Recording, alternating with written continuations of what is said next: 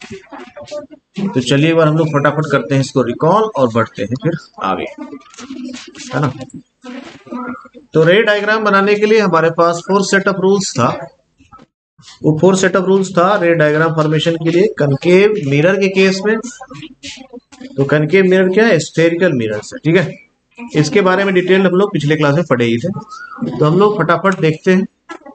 पहला रूल क्या था, अगर कोई ray parallel to the principal axis incident होता है, it will pass through focus of the mirror after reflection. ठीक है भाई, ये पहला रूल था।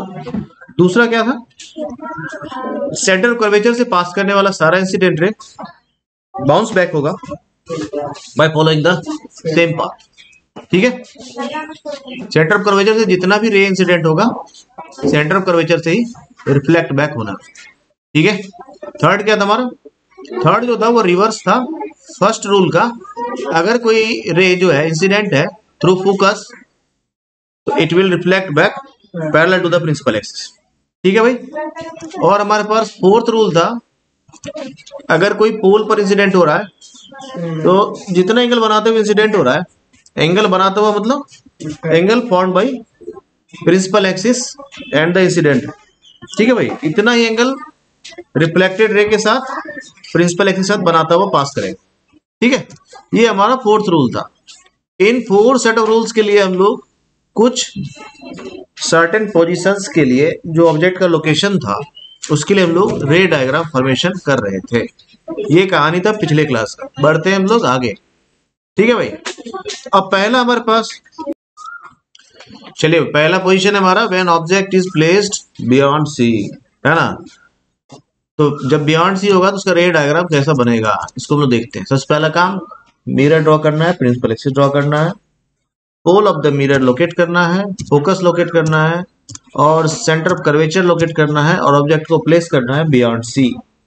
ठीक है, तो ए बी हमारा ऑब्जेक्ट है, पॉइंटिंग अपवर्ड है, एरो जो है वो मेंशन करना जरूरी है ऑब्जेक्ट के केस में भी और इंसिडेंट रे और रिफ्लेक्टेड रेज के केस में भी, है ना।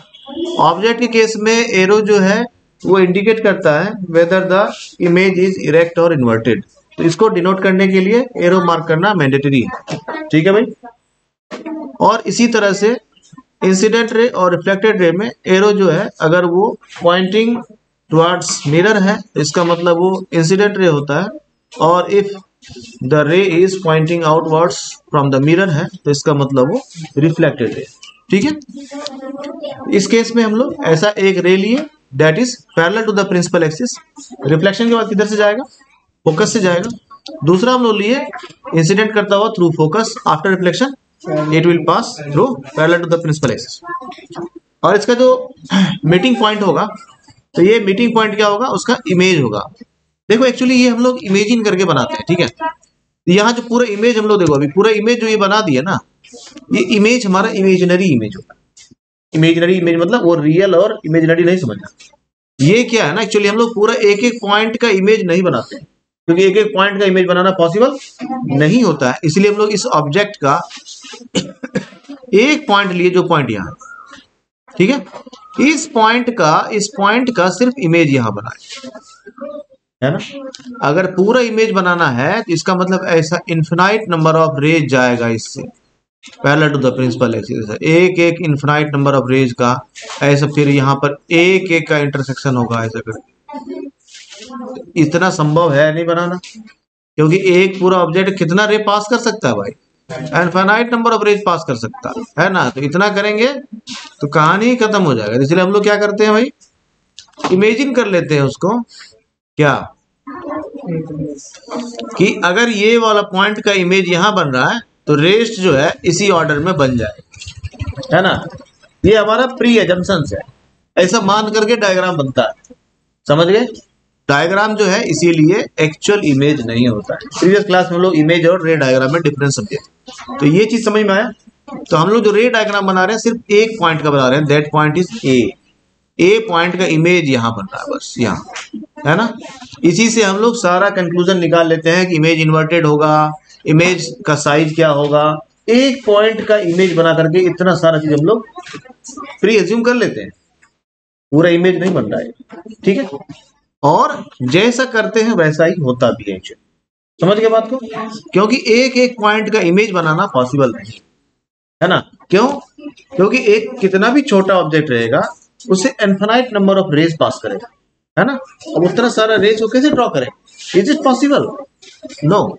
इसीलिए हम लोग क्या करते हैं, एक रे का इमेज लिए, इसको ड्रॉ कर लिए, और इसके बाद बाकी तमाम पॉइंट्स का इमेजिन कर लेते हैं, ऐसा एज्यूम कर लेते हैं ऐसा हो। ठीक है, उसी से फिर हम लोग ऑब्जेक्ट का पोजीशन, ऑब्जेक्ट का नेचर, सॉरी इमेज का नेचर, इमेज का पोजीशन, ये सारा चीज फाइंड कर लेते हैं। क्लियर हो गया? तो रे डायग्राम में ये चीज समझ में आया कि रे डायग्राम में हम लोग कितना पॉइंट का इमेज बना रहे हैं, उस ऑब्जेक्ट में लाई करने वाला जो अपर मोस्ट पॉइंट होता है उसका सिर्फ हम लोग इमेज बना रहे हैं। अब ये भी क्वेश्चन तुम्हारे मन में आना चाहिए, जब एक ही पॉइंट का बनाना है सर, तो बीच के किसी पॉइंट का उठा के बना लेते हैं, है ना। तो एक पॉइंट का तो बनाना है, लेकिन ये पॉइंट जो है ना, ये अपर मोस्ट पॉइंट होना चाहिए। अपर मोस्ट पॉइंट क्यों होना चाहिए? नहीं, अपर मोस्ट पॉइंट का बनाने से हमको ये पता चल रहा है कि ऑब्जेक्ट का साइज क्या है ना, ऑब्जेक्ट का पोजीशन क्या है, ऑब्जेक्ट का इरेक्ट है या इन्वर्टेड है, ये सारा चीज पता चल रहा है ना। इसीलिए हम लोग सिंगल पॉइंट का इमेज ड्रॉ करते हैं, लेकिन वो पॉइंट किधर होना चाहिए? अपर मोस्ट पॉइंट होना चाहिए। क्लियर हो गया? तो एक ही पॉइंट की इमेज बनाएंगे, लेकिन अपर मोस्ट पॉइंट का बनाएंगे। तो ये क्लियर हो गया। When object is placed beyond C, nature of image form क्या होगा? क्या होगा? नेचर ऑफ इमेज फॉर्म क्या होगा? सबसे पहला तो उसका अगर हम लोग पोजीशन देखेंगे, लोकेशन देखेंगे, तो किधर होगा? In between C and F. उसके बाद नेचर कैसा है उसका? इन्वर्टेड इमेज दिख रहा है हमको? नहीं, इन्वर्टेड है तो रियल इमेज भी होगा। ठीक है, और अगर इनका मैग्निफिकेशन देखेंगे तो क्या होगा? डिमिनिश्ड है ना। देखो आगे और हम लोग जो क्लास में बढ़ेंगे तो हम लोग मैग्निफिकेशन भी निकालना सीखेंगे, मैग्निफिकेशन ऑफ द इमेज, है ना। तो मैग्निफिकेशन जब निकालना सीखेंगे तो उस समय में हम लोग थोड़ा इसका डिटेल्स और समझेंगे। अभी इतना ही समझते हैं कि रियल है, इन्वर्टेड है, और इसका लोकेशन क्या है ना, स्मॉलर देन द ऑब्जेक्ट है। ये सारा चीज हम लोग समझ गए, क्वेश्चन समझ गए। चलिए भाई अगला देखते हैं। ठीक है, इसका हो गया नेचर रियल इन्वर्टेड है और डिमिनिश्ड है। अगला है when object is placed at C. ठीक है भाई, ऑब्जेक्ट को कहां प्लेस कर दिए? सी पर। देखो भाई, पहला था बियॉन्ड सी था ना, बियॉन्ड सी था तो इमेज जो था वो स्मॉलर देन दी ऑब्जेक्ट था, है ना। एक पैटर्न फॉलो कर रहा है ये भी, अगर तुम चाहो तो ये पूरा पैटर्न तुम्हारे दिमाग में सेट हो जाए, है ना। अब देखना, ऑब्जेक्ट था यहाँ, है ना, इमेज था यहाँ। ऑब्जेक्ट जैसे जैसे इधर खिसक रहा है ना, इमेज इधर खिसक रहा है। जैसे जैसे ऑब्जेक्ट राइट वर्ड शिफ्ट होगा, इमेज लेफ्ट वर्ड शिफ्ट होता है। ठीक है, समझ गए? एक दूसरे के वर्ड चल रहा है। अभी देखो, अगर ऑब्जेक्ट जो है यहाँ पर अगर बैलेंस हो जाता, सी पर है, इमेज कहाँ बनेगा? सी पर बनता। क्लियर हो गया? कोई दिक्कत है क्या? कोई दिक्कत है क्या भाई? अगर यहाँ समझने में कोई परेशानी होगी तो बताना, ठीक है। और ना याद रखने में परेशानी होगी, ना समझने में परेशानी होगी। चलिए अब लोग क्या लेंगे? एक रे लेंगे अपर मोस्ट पॉइंट का, parallel to the principal axis, after reflection it will pass through focus of the mirror. दूसरा एक रे और ले लेते हैं, पासिंग थ्रू द फोकस। ये रिफ्लेक्शन के बाद किधर से निकलेगा? Parallel to the principal axis. ये जो है इसका इमेज बन गया। इमेज कैसा है? इमेज जो है उसका पोजीशन एट सी है। इमेज कैसा है? इन्वर्टेड है। इन्वर्टेड है तो रियल भी है। और इमेज का साइज कैसा है? सेम साइज है, जितना ऑब्जेक्ट का है उतना ही इमेज का है। ठीक है, तो पोजीशन ऑफ द ऑब्जेक्ट क्या हो गया? At C. ध्यान देना, when object is placed at C the image will be formed at C, है ना। And the nature of image is real, inverted and same size of the object. Clear हो? तो जो लोग ऐसा ही ड्रॉ करके लाए, ऐसे बना करके लाए हैं, थोड़ा मैच करते जाना है। ठीक है, अगला देखते हैं लोग। When object is placed in between F and C, focus of the mirror and center of curvature of the mirror, है ना। तो थोड़ा और आगे बढ़ते हैं हम लोग अब। पहले हमारा मिरर बियॉन्ड सी था, फिर आगे हम लोग सी पर, अब हम लोग आगे कहाँ, सी एंड एफ पर। ठीक है, तो इसका भी ड्रॉ करने के लिए हम लोग ऐसे ही टू कन्वीनियंट रेज लेते हैं, कहां से, अपर मोस्ट पॉइंट से। तो पहला parallel to the principal axis है, it will pass through the focus of the mirror. दूसरा लेते हैं passing through the focus, it will pass through the parallel to the principal axis. देखते जाना, जैसे जैसे ऑब्जेक्ट, ये नोटिस करते जाना इस पैटर्न को, जैसे जैसे ऑब्जेक्ट को इधर शिफ्ट कर रहे हैं, इमेज क्या हो रहा है, इधर शिफ्ट होते जा रहा है। यानी जैसे जैसे ऑब्जेक्ट राइट वर्ड मूव करेगा, image will move left word. Clear हो गया, ये पैटर्न है। और सी पर अगर बैलेंस हो जाता है, ये भी याद रखने में सुविधा हो गई। सी से अगर बाहर ऑब्जेक्ट है तो सी से अंदर बनेगा उसका इमेज, है ना। और जैसे जैसे ऑब्जेक्ट अंदर जा रहा है, इमेज उसका क्या हो रहा है। ठीक है भाई, तो ये उसका इमेज बन गया। अब इमेज का साइज कैसा है, बिगर देन दी ऑब्जेक्ट, नहीं लार्जर हो गया, नहीं हो गया। और पोजीशन क्या हो गया, बियॉन्ड सी हो गया। When object is placed in between C and F, the image will be formed beyond C. कोई दिक्कत है, पैटर्न देखो, पैटर्न वही है। जैसे जैसे ऑब्जेक्ट जो है वो राइट वर्ड मूव करेगा, image will move left word from the mirror. ठीक है भाई। अब नेचर ऑफ द इमेज क्या है, रियल है, इन्वर्टेड है, लार्जर देन दी ऑब्जेक्ट है। लार्जर इमेज को क्या बोल रहे थे हम लोग, मैग्नीफाइड इमेज, है ना। जैसा हम लोग स्मॉलर के लिए डिमिनिश्ड यूज करते थे, और लार्जर के लिए हम लोग क्या यूज करेंगे, मैग्नीफाइड करेंगे। इनलार्ज भी लिख सकते हैं, है ना। एक ही बात, ये हम लोग पिछले क्लास में डिस्कस भी किया। आप इस तरह की इमेज को मैग्नीफाइड भी लिख सकते हैं, इनलार्ज इमेज भी लिख सकते हैं, है ना, बिगर देन भी ऑब्जेक्ट लिख सकते हैं। ठीक है, ये समझ में आ गया। अगला देखते हैं, अगला क्या है, when object is placed eight F, है ना। एफ पर आते हैं भाई। ठीक है, तो हम लोग ऑब्जेक्ट को कहां प्लेस कर रहे हैं, एफ पर प्लेस कर रहे हैं। तो पहला parallel to the principal axis, कहां से पास करेगा, फोकस से पास करेगा। और दूसरा रे, दूसरा जो फोकस से पास करेगा, दूसरा जो फोकस से पास करेगा, इसमें करा नहीं सकते हैं, इसीलिए हम लोग दूसरा यूज करते हैं, कौन, सेंटर ऑफ कर्वेचर लेते हैं, है ना। और सेंटर ऑफ कर्वेचर से ध्यान देना, ये सेंटर ऑफ कर्वेचर से जा रहा है, किधर वापस होगा, नहीं, क्योंकि सेंटर ऑफ कर्वेचर से जो रे जाता है, bounce back by following the same path. ठीक है, तो इसमें इमेज कहां मिल रहा है, हाँ, इमेज कहां मिल रहा है। तो जब नहीं मिलता हो, ऐसा दिखता हो, ऐसा पैरेलल हो, तो हम लोग इसको एज्यूम कर लेते हैं कहीं इंफिनिटी में जाके इमेज, है ना। ठीक है, पोजीशन ऑफ द इमेज क्या हो गया, एट इंफिनिटी। और इमेज कैसा बनता है, रियल, इन्वर्टेड और हाईली मैग्नीफाइड, है ना। क्लियर हो गया, ये समझने में कोई दिक्कत है। अगला, when object is placed in between P and F, ये एक स्पेशल केस है, कनकेव मिरर के केस में ये स्पेशल केस है, इसलिए हम लोग थोड़ा इसको अच्छे से देखेंगे, अच्छे से समझेंगे। मोस्ट ऑफ द क्वेश्चन को ये अट्रैक्ट करता है ना, तो इसीलिए इसको समझना है थोड़ा बढ़िया से। ऑब्जेक्ट कहाँ प्लेस हो रहा है, F एंड P। ठीक है, F एंड P में जब कोई ऑब्जेक्ट प्लेस होगा, तो पहला हम लोग लिए parallel to the principal axis, ये किधर से पास करना है, इसको फोकस से पास करना है। ठीक है, दूसरा फोकस से जो पास करेगा वो किधर जाएगा, पैरेलल जाएगा।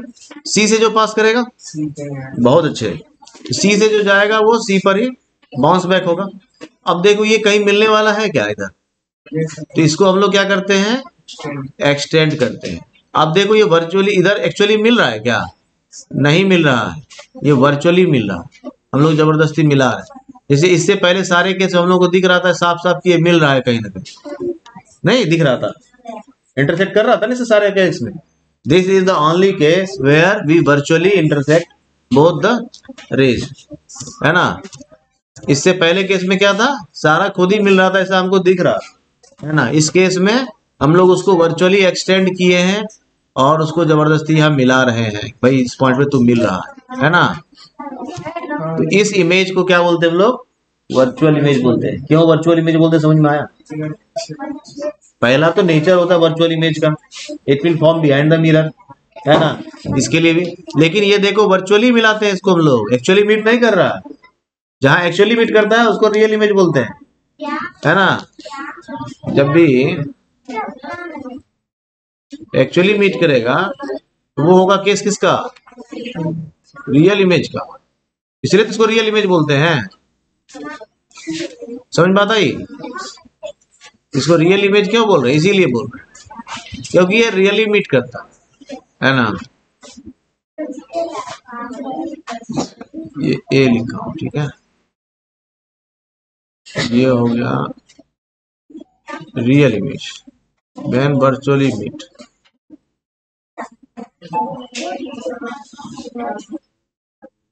ये हो जाएगा वर्चुअली, ये वर्चुअली मीट कर रहा है ना, जबरदस्ती एक्सटेंड करके मिला रहे हैं हम, है ना। बाकी जो प्रॉपर्टीज है वर्चुअल इमेज का वो इरेक्ट होता है ना। रियल इमेज कैसा होता है, इन्वर्टेड होता है।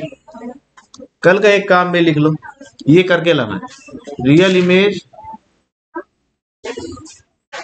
और वर्चुअल इमेज में डिफरेंस लिख कर लाना है,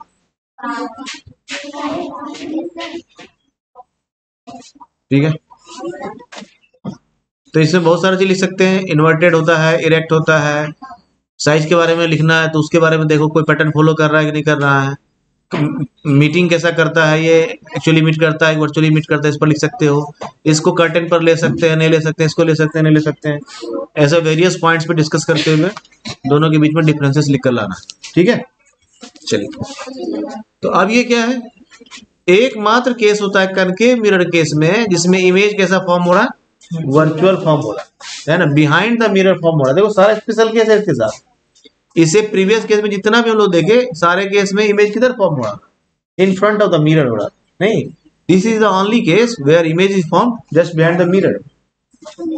इसके अलावा जितना भी रेस्ट ऑफ द केसेस था उसमें image is form in front of the mirror, ठीक है, पहला। इसके अलावा जितना सारा केस था, ऑल केसेस में इमेज रियल फॉर्म हो रहा था, इसके केस में वर्चुअल फॉर्म हो रहा था, ठीक है।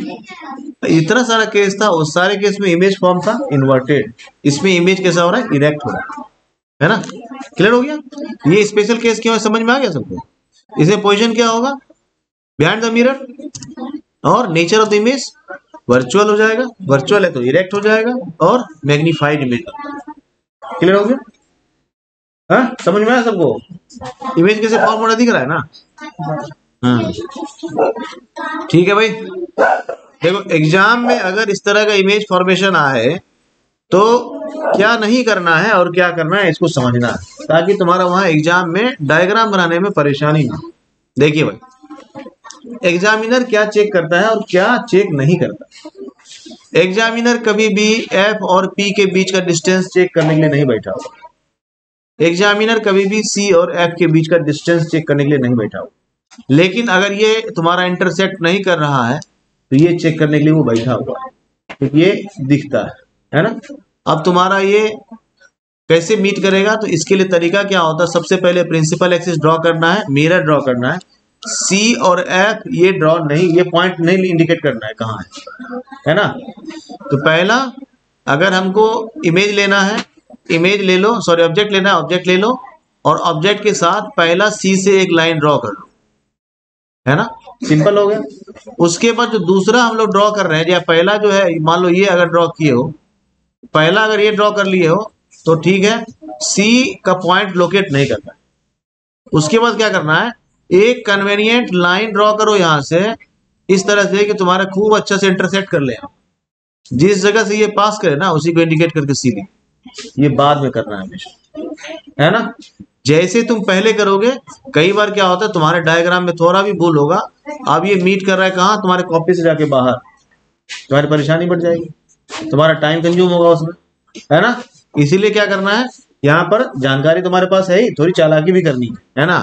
चालाकी अगर तुम्हारा डायग्राम कम समय में परफेक्ट बन जाए। दोनों में से इधर रे का पॉइंट जो है एक डिसाइड कर सकते हो, दूसरा पहले लाइन ड्रॉ कर लेना, जहां से पास कर रहा है उसको सील कर, क्योंकि अगर मान लेता हूँ एक आध सेंटीमीटर इधर उधर होगा तो ये एग्जामिनर इतना नोटिस नहीं करता, लेकिन अगर ये मीट कर रहा है कॉपी के बाद, तुम्हारी परेशानी बढ़ा देगा वहां पर वो चीज, तुम्हें डायग्राम रीड्रॉ करना पड़ेगा, तुम्हारा टाइम वेस्ट होगा, इसीलिए तुम्हारा टाइम वेस्ट ना हो। ये सारे केसेस के लिए बोल रहा हूँ, इसी प्रीवियस केस में जो जितना डिस्कस किए थे उसके लिए भी ये सही है। कहीं भी ऐसा ही करना है, पहले ही तुमको सी और एफ नहीं लिख देना है। पहले सी एफ जैसे लिखे तुम फंसे स्कीम, है ना।